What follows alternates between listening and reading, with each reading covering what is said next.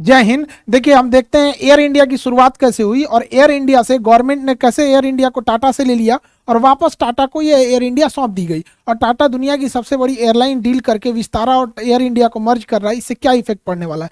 भारतीय air industries की जो होती है वो 1932 में इसकी शुरुआत होती है, जो कराची से हवाई जहाज से उड़ान भरती है और मुंबई तक आती है। इस जहाज को उड़ा रहे थे JRD टाटा। इन्हें फादर ऑफ इंडियन एविएशन के नाम से जाना जाता है।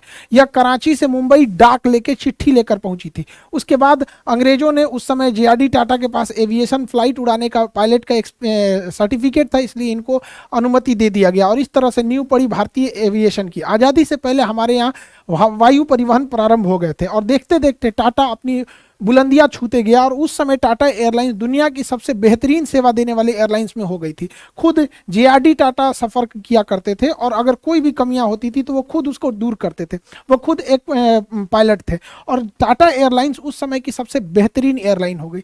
लेकिन जैसे देश आज़ाद हुआ उस समय सरकार प्राइवेट चीज़ों को अपने हाथ में लेना चाहते थे, क्योंकि जैसे ब्रिटिश ईस्ट इंडिया कंपनी एक प्राइवेट कंपनी बन के आई थी। तो नेहरू को जो उस समय थे प्रधानमंत्री, उनको ऐसा लगता था कि नहीं, हमें बहुत सारी चीज़ों को अंडरटेकिंग रख लेना चाहिए। इसी कड़ी में उन्होंने एयर इंडिया को एक्वायर कर लिया, राष्ट्रीयकरण कर दिया, जिसका नाम हो गया नेशनलाइजेशन। नेशनलाइजेशन 2 चरण में हुआ एयर इंडिया का। सबसे पहले 1947 जैसे देश आज़ाद हुआ 49%। उसके बाद 1953 में 100% एक्विजिशन हो गया गवर्नमेंट से। देखिए, जब किसी चीज़ को गवर्नमेंट खरीद लेती है तो उसे राष्ट्रीयकरण कहते हैं, क्योंकि गवर्नमेंट के पास अपना पैसा नहीं होता है, राष्ट्र का पैसा होता है, नेशन वेल्थ होता है उसके पास। जैसे हमारी कोचिंग है, अगर गवर्नमेंट एक्वायर करेगी तो पूरा पहले वैल्यूएशन निकालेगी, हाँ इसका इस कोचिंग में इतना खर्चा है, इतने स्टाफ है, इतने तरह तरह के सामान, पैनल, कैमरा, ये सब लगे हैं, उसको एक्वायर कर लेगी, तो हमारी कोचिंग हो गई राष्ट्रीयकरण। तो गवर्नमेंट जब किसी प्राइवेट चीज़ों को उसका पैसा दे देती है कि लो भैया इतना तुम्हारा वैल्यूएशन हुआ और ये कंपनी हमें दे दो, तो वो चीज़ें हो जाती हैं राष्ट्रीयकरण। सरकार ने बैंकों का भी राष्ट्रीयकरण किया था, एयर इंडिया का भी राष्ट्रीयकरण हो गया। इसी के साथ टाटा एयरलाइन जो हो गई थी वो एयर इंडिया हो गई और ये पूरी तरह से गवर्नमेंट के हाथ में चली गई। अब जानते हैं गवर्नमेंट के हाथ में जाने के बाद यहाँ पे अधिकारी लोग का बोलबाला हो जाता है और धीरे धीरे एयर इंडिया के बुरे दिन चालू हो गए। और एयर इंडिया देखते देखते 70 सालों में इतना बुरा हाल हो गया कि प्रतिदिन एयर इंडिया को 20 करोड़ का लॉस लगता था। प्रतिदिन 20 करोड़ का लॉस हो गया। इतना हालत खराब हो गया एयर इंडिया को कि इसको हैंगर में रखने का भी पैसा नहीं निकलता था। गाड़ियां, सॉरी, जो एयरलाइन जहां रहती हैं मेंटेनेंस वगैरह के लिए, उसे हैंगर कहते हैं, उसका चार्ज देना पड़ता है। बहुत डिफिकल्टीज में चली गई एयर इंडिया। तो गवर्नमेंट ने देखा कि इतना लॉस उठाने से बेहतर है इसकी बोली लगा के इसे हैंड ओवर कर दिया जाए। तो टाटा के लिए ये एक अपॉर्चुनिटी था अपनी खोई हुई संपत्ति वापस लेने की। 18,000 करोड़ की बोली लगाकर टाटा एयरलाइंस ने, टाटा ने इसे एक्वायर कर लिया, इसके पूरे फ्लीट यानी पूरे बेड़ा को एक्वायर कर लिया।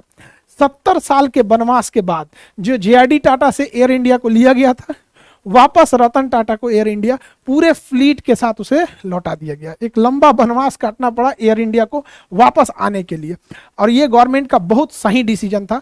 एयरलाइंस एक प्रीमियम सेक्टर होती है। गवर्नमेंट को कोशिश करना चाहिए कि जो मिडिल क्लास या लोअर तबका है उसकी ज़रूरतों की चीज़ों को अपने हैंड ओवर मिले। जो प्रीमियम कैटेगरी की चीज़ें हैं वो प्राइवेट ही उसे अच्छे से हैंड ओवर कर पाते हैं, उसे अच्छे से डील कर पाते हैं।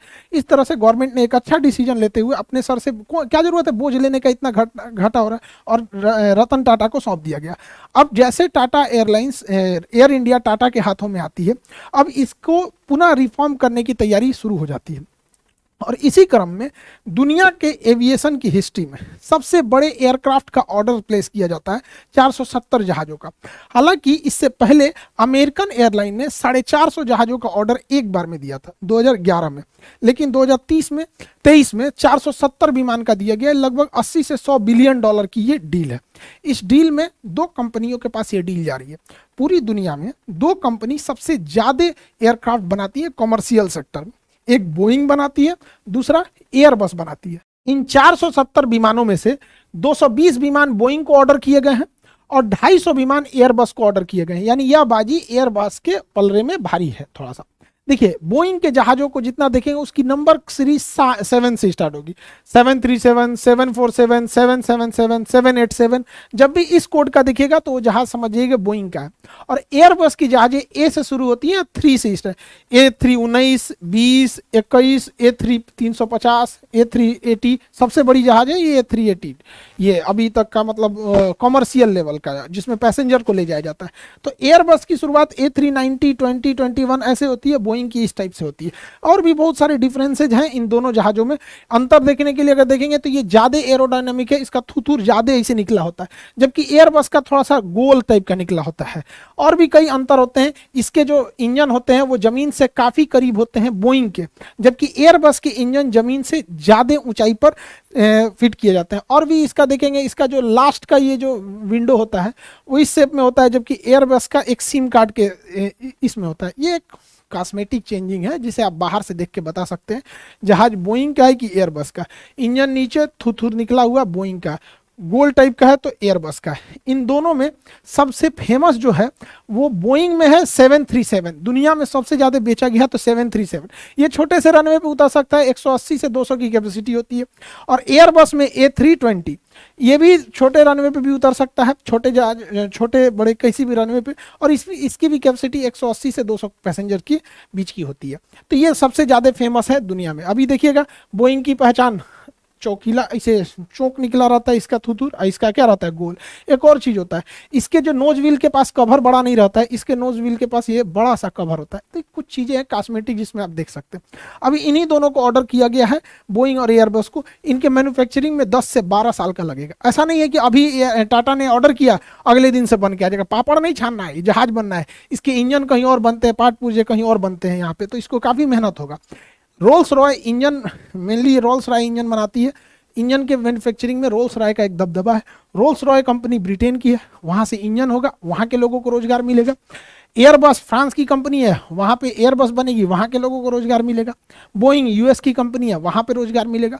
बोइंग में एक और चीज़ देखिएगा, बोइंग के कुछ जहाज़ों में ये हम्प निकला होता है, ये हल्का सा उठा रहता है। एक्चुअली इसकी कहानी ये है कि ये यूएस एयरफोर्स के लिए बनाया जा रहा था, मिलिट्री एयरक्राफ्ट, लेकिन बोइंग से ऑर्डर ये हट के लॉकहीड मार्टिन के पास चला गया। तो बेसिकली इसे इसलिए उठाया गया था ताकि आगे से कार्गो लोड किया जा सकते। बाद में इतना हैवी खर्चा हुआ था तो बोइंग ने इसे कॉमर्शियल एयरलाइन बना के मिलिट्री के जगह पे आम पब्लिक के लिए सौंप दिया। तो ये पूरी ओवरऑल की ये डील है। अब एयर इंडिया जो है उसके पास पहले से विस्तारा एयरलाइंस थी, इन दोनों को मर्जर किया जा रहा है। ये मर्जर पूरी दुनिया में बहुत बड़ा प्रभाव छोड़ेगा। विस्तारा एयरलाइन टाटा और सिंगापुर का एक ज्वाइंट वेंचर है। इसकी शुरुआत 2015 में हुई थी। इसमें टाटा का 51% हिस्सेदारी था और सिंगापुर एयरलाइंस की 49% हिस्सेदारी से ये विस्तारा चल रही थी। जो लोग विस्तारा में सफर किए होंगे उन्हें पता होगा ये काफी प्रीमियम सर्विस देती है। इसको ऐसा लगता है कि हाँ फुल सर्विस एयरक्राफ्ट है। फुल सर्विस एयरक्राफ्ट उसे कहा जाता है। हालांकि एयर इंडिया भी फुल सर्विस एयरक्राफ्ट है, मतलब इसमें बिजनेस क्लास भी रहेगा, वीआईपी सीट, इकोनॉमिक भी रहेगा, प्रीमियम इकोनॉमी भी रहेगा, मतलब हर तरह की सीटिंग रहेगी यहाँ पर। तो इसकी फैसिलिटीज काफी बेहतरीन थी। एयर इंडिया की भी बेहतरीन थी, सरकारी हाथ में गया था तो गड़बड़ा गया था। अब इन दोनों का मर्जर कर दिया गया, दोनों का आपस में मर्जर कर दिया गया। मर्जर से ये हुआ कि ये छोटी एयरलाइन थी, इसका मर्जर बड़ी एयरलाइंस में हुआ। टाटा इसमें भी था, टाटा इसमें भी था। अब बात अटक जाती है सिंगापुर एयरलाइन की, क्योंकि सिंगापुर एयरलाइन की हिस्सेदारी इसमें थी। डायरेक्ट आप बिना पूछे मर्जर नहीं कर सकते। तो सिंगापुर एयरलाइन का कहना था कि भैया एक काम करो, हमसे 2000 करोड़ और ले लो। तो सिंगापुर एयरलाइन मर्जर के बाद इसमें 2000 करोड़ रुपए और डालेगा और एक बड़ी एयरलाइन यानी एयर इंडिया में सिंगापुर एयरलाइन की हिस्सेदारी 25% हो जाएगी और टाटा की हिस्सेदारी 75% हो जाएगी। सिंगापुर एयरलाइन भी बहुत बेहतरीन फैसिलिटी के लिए जाना जाता है। तो ये मर्जर के बाद अब ये हाल हो जाएगा एयर इंडिया के पास। इससे कई फायदे होंगे। देखिए, दो अलग अलग एयरलाइन के कर्मचारी कभी एक दूसरे में ओवरलैप नहीं कर सकते। तो होता क्या था कि मान के चलिए ये वाला है विस्तारा का और ये है एयर इंडिया का। अब इसमें जहाज आने वाली है 10 बजे और इसकी जहाज आने वाली है 9 बजे। तो 9 बजे इसका पूरा स्टाफ बिजी हो जाएगा और इसका वाला टुकुर टुकुर देखेगा, मेरी जहाज तो 10 बजे आने वाली है। तो लगेज काउंटर पे कोई पूरा बिजी है, कोई फुल टू एकदम खाली बैठा है। तो अगर दोनों एक साथ मर्ज हो जाएंगे तो दोनों एक साथ वर्क करेंगे, इससे कॉस्टिंग भी बचेगी। अलग सैलरी इनको ना देने की, एक ही से क्या हो जाएगा, दोनों के हेल्प हो जाएंगे, एक साथ काम हो जाएगा। इसके अलावा अन्य सारे स्टाफ में देखेंगे बचे। बोर्डिंग काउंटर पे क्या है कि अगर विस्तारा की बोर्डिंग हो रही है, एयर इंडिया वाला चुपचाप देखेगा मुंह। तो ये इसका हेल्प नहीं कर सकता, इसका नहीं कर सकते, क्योंकि सबके ड्रेस अलग होते हैं, सबके अलग होते हैं, कंफ्यूज हो जाएंगे यात्री सभी से।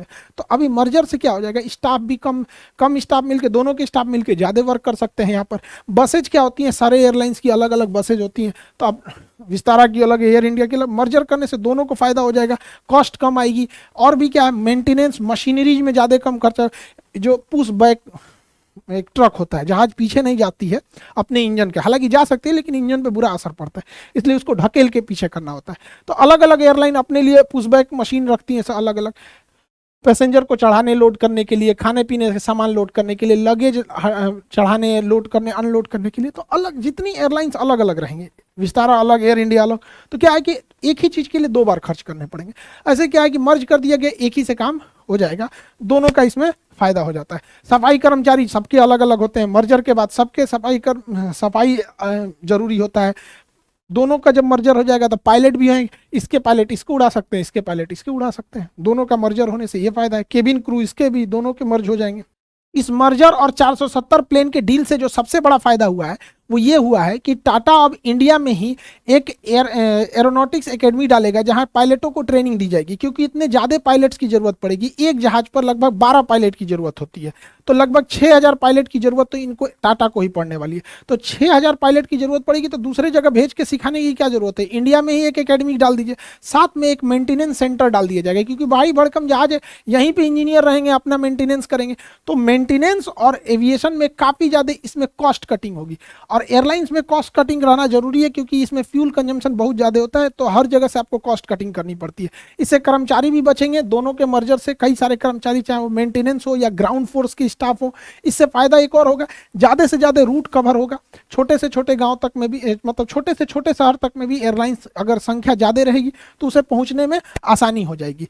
अब देखिए, एक जहाज जो होती है उसमें कई सारे वर्कर काम करते हैं, तो टाटा जो 470 प्लेन का ऑर्डर प्लेस किया है, इसके लिए 65,000 लोगों की जरूरत पड़ेगी। तो 65,000 लोगों को तो डायरेक्ट इसने रोजगार दे दिया, यानी 65,000 घरों का चूल्हा जलेगा इस एक डील की वजह से। एक जहाज पे अगर आप 12 पायलट लेते हैं तो अलग अलग एयरलाइंस का अलग अलग है। हम लोग एक तुलनात्मक अध्ययन करके देखते हैं। इंडिगो एक जहाज को ऑपरेट करने के लिए 95 स्टाफ को रखता है, इसमें पायलट, क्रू और ग्राउंड फोर्स सब शामिल है। 95 ऐसे समझिए, क्योंकि इंसान की कैपेसिटी तो 8 घंटे ही काम करने की है, मशीन की कैपेसिटी तो 24 घंटा उड़ाओ भैया उसको। एक सुबह की भी फ्लाइट है, रात में भी फ्लाइट है, तो इस 95 को आप 3 स्लॉट में बांट सकते हैं, 8-8 घंटा करके, यानी 30-30 के स्लॉट में 3 स्लॉट इसको रखेगा। आप ऐसे ओवरव्यू में समझिए कि एक बार में 95 नहीं रहते हैं। अगर कोई जहाज है, सुबह 9 बजे उतरा, फिर इसकी एक अगली फ्लाइट रात 2 बजे तक है, तो जो स्टाफ सुबह 9 बजे ड्यूटी पे आया था उसको आप रात 2 बजे तक नहीं रखेंगे ना, उसके लिए एक अलग स्लॉट रखेंगे। तो ये 95 क्या है ना, इसमें स्लॉट भी बटे होते हैं। लेकिन इतना माइंड मेकअप करके इंडिगो चलती है कि उसके पास एक एयरक्राफ्ट है तो 95 एवरेज स्टाफ लेके चलती है। वहीं एयर इंडिया 141 लोगों को लेके चलती है, उसके हिसाब से इतने चाहिए। कतर एयरवेज जो है उसमें 133 लोगों की जरूरत होती है एक फ्लाइट के हिसाब से, ठीक है। जबकि अच्छी सुविधा देने के मामले में एमिरेट्स और एतिहाद पूरी दुनिया में फेमस है। एमिरेट्स में 231 क्रू मेंबर की टोटल इसमें जरूरत पड़ती है, 231। एतिहाद के लिए 211। पाकिस्तान एयरलाइन पीआईए के लिए एक जहाज ऑपरेट करने के लिए 550 लोग। भैया अच्छा ट्रेनिंग दो, अच्छे लोगों को रखो, ज्यादा काम करेंगे सब। भ्रष्टाचार कितना ज्यादा है किसी देश में, आप आइडिया लगा सकते हैं। तो पाकिस्तान में अभी इसके ऊपर इंक्वायरी हुई थी, तो अभी इन लोगों ने भी घटाया कि भैया दुनिया के इतने अच्छे अच्छे जहाजों को उड़ाने के लिए इतने कम लोग मिलकर अच्छे से उड़ा दे रहे हैं, तुम लोग क्या कर रहा है जो इतने जरूरत है। भ्रष्टाचार समझते हैं, आज उसकी दुर्दशा इसी वजह से हुई है। करप्शन किस हाई लेवल पे गया है जिसका कोई हद नहीं। पता नहीं क्या कर रहे थे उसके एविएशन वाले, ये सब चीज नहीं देख रहे थे। देखिए, इस डील में 2 तरह के जहाजों को शामिल किया गया है, वाइड बॉडी एयरक्राफ्ट और नैरो बॉडी। वाइड बॉडी मतलब चौड़े जहाज, नैरो मतलब पतले। नैरो जहाज में बीच में बस एक रास्ता होता है, 3 सीट इधर 3 सीट इधर होती है, यानी 6 सीट होती है। A B C D E F, यहाँ से बाईं ओर से शुरू होता है, ए से उधर एफ तक जाता है। वही वाइड बॉडी में चौड़े एयरक्राफ्ट होते हैं, उसमें 2 रास्ते होते हैं, एक रास्ता ये हो गया, एक रास्ता ये हो गया।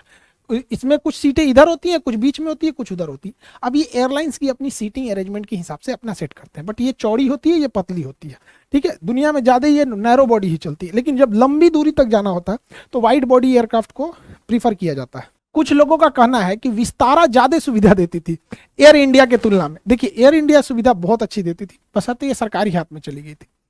अब विस्तारा का मर्जर इसमें क्यों कर दिया गया, जिसके रीजन है, एयर इंडिया के पास रूट ज्यादा है, फैसिलिटी ज्यादा, एयरक्राफ्ट ज्यादा। ये अभी नई एयरलाइंस थी और छोटी है, हालांकि इसने बहुत कम समय में बहुत अच्छी बुलंदियां हासिल करी। इससे एक और प्लस पॉइंट है एयर इंडिया के साथ, एयर इंडिया स्टार एलायंस का ग्रुप है। देखिए, पूरी दुनिया में एयरक्राफ्ट की अपनी एक लॉबिंग चलती है, गुटबाजी चलती है, ग्रुप चलती है, जिसमें सबसे बड़ा ग्रुप जो है वो स्टार एलायंस का है। स्टार एलायंस में 26 कंपनियां आती हैं अलग अलग। ये दुनिया में तीन ग्रुप में सबसे बड़ा एक ग्रुप है वन वर्ल्ड, एक ग्रुप है स्काई टीम, उसमें सबसे प्रीमियम ग्रुप जो होता है उसको कहा जाता है स्टार एयरलाइंस।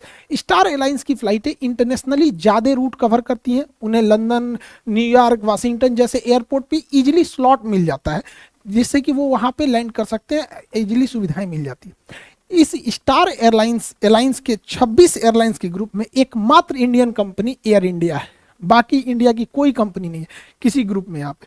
तो ये बड़ा प्लस पॉइंट होता है कि इंटरनेशनल रूट कवर करने में एयर इंडिया को आसानी होती है। और एयर इंडिया स्टार एयरलाइंस के ग्रुप में 2014 में शामिल हुआ था, इसलिए जो लोग फ्लाइट में सफर किए होंगे वो देखिएगा एयर इंडिया के जहाज के आगे ये लोगो मिलेगा। देखिए इसके थुतुर के पास देखिए ये छोटा सा लोगो दिख रहा है, ये स्टार एयरलाइंस का नहीं दिख रहा, यहाँ देखिए ये ग्रुप, ये लोगो जो है स्टार एयरलाइंस का है। स्टार एयरलाइंस, स्टार एयरलाइन मत सोच लीजिएगा, ये तो जहाज की वो दूसरा कंपनी है। ये ग्रुप का नाम है स्टार एयरलाइंस, ये एयरलाइंस है ग्रुप, और ये स्टार एयर है, इसको ही तो एक अलग कंपनी है। तो आप एयर इंडिया के जहाज़ों पे देखेंगे, इससे क्या है इंटरनेशनल रूट कवर करने में इजी हो जाता है। तो एयर इंडिया से फ़ायदा ये होगा एयर इंडिया और विस्तारा को मिलाने से, क्योंकि विस्तारा की फैसिलिटीज अच्छी थी, उसमें बिजनेस क्लास भी बहुत बेहतरीन था।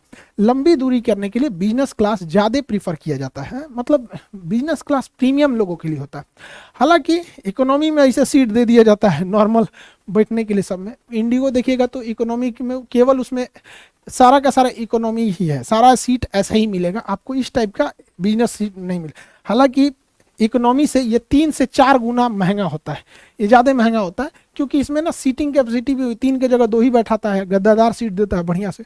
तो काफ़ी फैसिलिटीज अब दोनों को मर्जर करने से हो जाएगी, जिससे कि इंटरनेशनल रूट को कवर किया जा सकता है। तो स्टार एयरलाइंस का ग्रुप होने से सबसे बड़ा जो फ़ायदा होगा एयर इंडिया को, वो ये फ़ायदा होगा कि इंटरनेशनल रूट को कवर किया जाएगा। इंटरनेशनल रूट को देखिएगा तो इंडिया का वहाँ दबदबा बहुत कम है। वहाँ पे थाई एयरवेज है, एहतियात है, एमिरेट्स है, ब्रिटिश एयरवेज है, ये अमेरिकन एयरलाइन, इन लोग का दबदबा है। हम लोग का डोमेस्टिक में दबदबा है, डोमेस्टिक में, लेकिन इंटरनेशनल रूट में हम लोग का दबदबा नहीं है। तो इससे क्या है कि इंटरनेशनल रूट में हम लोग को काफ़ी ज़्यादा फायदा मिलने वाला है। इसके अलावा अगर देखिएगा तो इंडिया का डोमेस्टिक मार्केट में जो घरेलू उड़ान है उसमें 56-56% हिस्सेदारी इंडिगो की अकेले है। वहीं एयर इंडिया ग्रुप की जो 3 एयरलाइंस है, एयर इंडिया, विस्तारा और एयर एशिया, इन तीनों को मिला देंगे तो 24% हिस्सेदारी है। लेकिन इतने बड़े ऑर्डर के बाद टाटा एक लंबी छलांग लेने वाला है। अब भारत में एयरलाइंस के बीच में कंपटीशन होगा, कंपटीशन हो अच्छी बात है, सर्विस अच्छी मिलेगी, फैसिलिटीज अच्छी मिलेगी, ज़्यादा से ज़्यादा किराए में कमी आएगी, एक आम इंसान भी सफ़र, हवाई सफ़र को अच्छे से कर सकता है। अब टाटा की एयर इंडिया अगर इतना बड़ा ऑर्डर कर रही है तो जो इंडिया में सबसे बड़ी घरेलू उड़ान को इंडिगो देखती है वो शांत तो बैठेगी नहीं। इंडिगो की जो शुरुआत हुई थी 2005 में हुई थी, उन्होंने 100 जहाज़ का ऑर्डर दिया था, 2011 में 180, 2016 में 400 जहाज़ों का, 2020 में 300 जहाज़ों का ऑर्डर दिया था। अभी इसमें से आधे जहाज ही आए हैं, अभी आधा आना बाकी है। यानी एयर इंडिया की तो जहाज़ों का आना ही चालू होगा 2030 के आसपास में, उसके पहले एयर इंडिया की ये सारी जहाज़ें आने लगेंगी। और अभी खबर ये आ रही है कि एयर इंडिया को देखकर इंडिगो एयरलाइंस भी, जो ये सारी जो इंडिगो की एयरलाइंस है, इसने भी अभी लगभग 500 और जहाज़ों का, नए जहाज़ों का ऑर्डर का मन बना लिया है। और अगर ये रियलिटी में हो जाता है तो पूरी दुनिया के एविएशन में भारत का दबदबा हो जाएगा। क्योंकि अब ये क्या है ना, इंडिगो भी तो शांत बैठने वाला नहीं है। इंडिगो क्या कर रहा है, ये अपने नए रूट्स को आगे कर रहा है। वर्जिन एयरलाइंस के जो रिचर्ड ब्रेंसन ने, उन्होंने कहा था कि अगर आपको बहुत जल्दी करोड़पति बनना है तो अरबों रुपए के साथ, मतलब एक हैवी कैपिटल के साथ आपको एयरलाइंस इंडस्ट्री चालू करना चाहिए। क्योंकि एयरलाइंस में वही जो जी सकता है जिसके पास बहुत ज़्यादा पैसा है, बहुत खर्चीला इंडस्ट्री होता है ये एयरलाइंस इंडस्ट्री यहाँ पर। अब देखिए भारत में क्या है, आज की ये कंपनियाँ इतने जहाज़ों को क्यों खरीद रही हैं, इतनी ज़्यादा जहाज़ों को खरीदने के रीजन भी है भारत सरकार का उड़ान योजना। भारत सरकार बहुत सारे नए एयरपोर्ट को बढ़ावा दे रही है और लगभग 90,000 करोड़ रुपए से नए नए एयरपोर्ट को बनाया जा रहा है, जिसमें सबसे बड़ा बनाया जा रहा है नोएडा के जेवर एयरपोर्ट को। अभी लंबा समय लगेगा उसमें, 90,000 करोड़ रुपए जब इन्वेस्ट किया जा रहा है। और अभी भारत में घरेलू उद्योग में, घरेलू उड़ान में केवल 5% लोग जो हवाई जहाज का सफर करते हैं, 5%। सोचिए अगर 5% सफर करते हैं तो ये हाल हो रहा है। जिस दिन अगर ये 15 से 20% सफर होने लगेगा, अगर ज्यादा एयरपोर्ट की कनेक्टिविटी हो जाएगी, अच्छे एयरपोर्ट, अब जैसे पटना एयरपोर्ट जैसे नहीं 9,000 फीट रनवे होना चाहिए, 7,000 है यहाँ पे, बहुत खतरनाक एरिया है यहाँ पे, उतना ध्यान नहीं दिया जाता है बिहार को। तो अगर ज्यादा से ज्यादा लोग सफर करने लगेंगे तो इससे ज्यादा एयरलाइंस को मुनाफा होगा। टाटा की एयर इंडिया सिंगापुर के साथ टाई अप कर रही है, सिंगापुर एयरलाइंस के साथ। वहीं इंडिगो जो है टर्किश एयरलाइन के साथ ऐसा टाई अप कर रही है। आखिर इस टाई अप के पीछे मेन रीजन क्या है समझिए। ये लोग बड़ी खुशहाली में खुश हो रहे हैं लोग, अभी इन लोग को समझ में नहीं आ रहा मेन क्या चीज चल रहा है यहाँ पे। देखिए, टाटा सिंगापुर के साथ टाई अप कर रही है, इंडिगो टर्किश एयरवेज के साथ टाई अप करी। इसका मेन रीजन समझिए, सिंगापुर का इस एरिया में दबदबा है, सिंगापुर एयरलाइन का इस एरिया में दबदबा है। टाटा के टाई अप से ये मार्केट पूरी तरह से कब्जा हो जाएगा, एशिया वाला। वहीं अगर आप बात करेंगे टर्किश एयरवेज की, तो टर्किश एयरवेज की यूरोप और अमेरिका में दबदबा है। इंडिगो के इसके टाई अप होने से पूरी देख रहे हैं पूरी दुनिया में इंडियन जहाज का दबदबा हो जाएगा। इन्हें लग रहा है कि हमारे यहाँ से जहाज खरीदा गया बोइंग, इनको लग रहा है इनके यहाँ से एयरबस खरीद लिया गया। ये इंग्लैंड वाले खुश हो रहे हैं कि रोल्स रॉय का इंजन अरे भैया एक के बार ना खरीदा गया, खरीदाया तो एक के बार, उड़ेगा दिन में 20 बार। और जब उड़ेगा तो इन लोगों की जो एयरलाइंस की कंपनी मार, ब्रिटिश एयरवेज, अमेरिकन एयरलाइन, इन लोग का दबदबा अब कम हो जाएगा यहाँ पर।